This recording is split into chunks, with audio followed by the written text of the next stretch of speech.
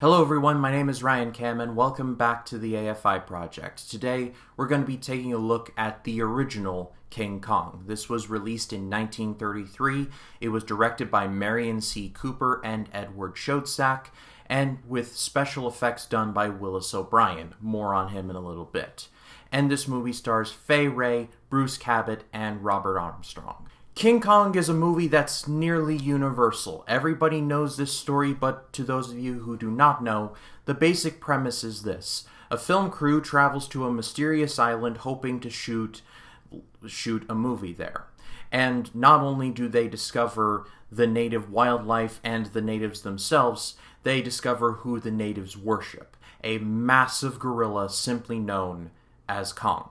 At the end of my Sound of Music video, I said that if it wasn't for King Kong, movies as we know them today probably would not be possible, and I meant that without an ounce of irony or sarcasm. This movie was released in 1933, but the developments made in that movie are still as relevant today as they ever were back in 1933.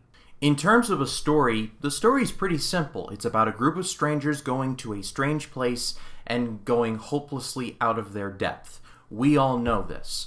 But King Kong is not about the story or the acting. This movie is simply a vehicle to create some of the most groundbreaking special effects of the time. Effects that, in large parts, still hold up to this very day. At the start of the video, I mentioned that the special effects were done by a gentleman named Willis O'Brien. Willis O'Brien is one of the most forward-thinking special effects people of all time. Like, without his techniques, we wouldn't be seeing most of the movies that use CGI to this day. O'Brien was incredibly influential to guys like Ray Harryhausen and Peter Jackson. More on Jackson in a little bit. But O'Brien basically had to figure out all of these techniques on the job and on the fly.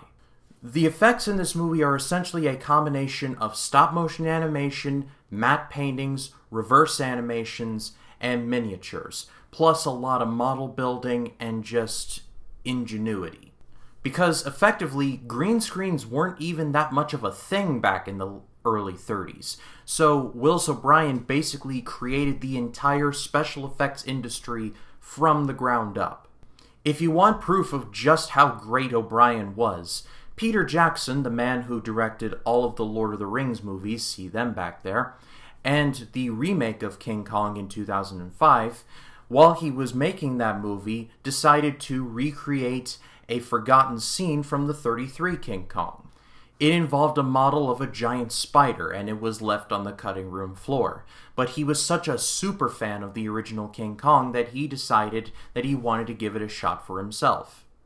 There's a documentary of Jackson and his team trying to recreate the scene on the DVD that was released about 5 or 6 years ago.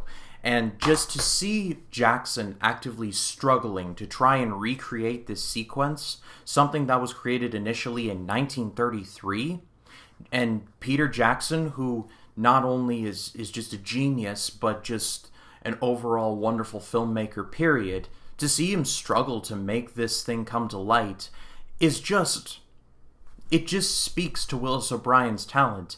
And it speaks to Peter Jackson's talent for someone as talented as he to try and recreate this stuff and struggle. We all have that list of movies that we would all love to be a fly on the wall on to see it premiere. I would love to go back in time and watch the premiere of King Kong just to see how everybody would react to it, because reading about how older movies people would faint at the sight of certain things, I would just love to see how people would, when they would see Kong for the first time, they'd just hold their heads and fall over. If I had to have one criticism of the original King Kong, it's that a lot of the characters are pretty dry, with the exception of the Robert Armstrong character and the Bruce Cabot characters. Those two were the most interesting to me. In terms of Fay Wray, well, she's just there to scream at Kong an awful lot. But like I said in my intro, this movie is not here for story. It's here for visuals. And in terms of visuals, it is just a trailblazer. Also, one more note to Max Steiner's incredible score. Just setting the tone for whenever King Kong showed up. It was just Dun dun dun dun dun dun dun dun bum bum bum bum. And at the end of the day, yeah, this movie's incredible. It's held up tremendously well, and like I said, in many ways, the special effects are more relevant today than they were back in the early 30s. And like I said, not only would we not have modern movies as we know them today without King Kong, we probably wouldn't have Ray Harryhausen or Steven Spielberg or Peter Jackson, and just what a cruel world that would be.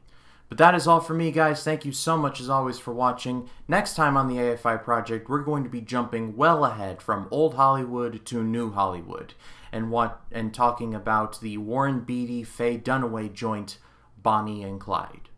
But if you like this video, please be sure to leave a like, comment your thoughts down below, and if you like this video and you want to see more like it, hit the subscribe button and click the bell to allow notifications. That way, when a new video drops, you will be the first to know.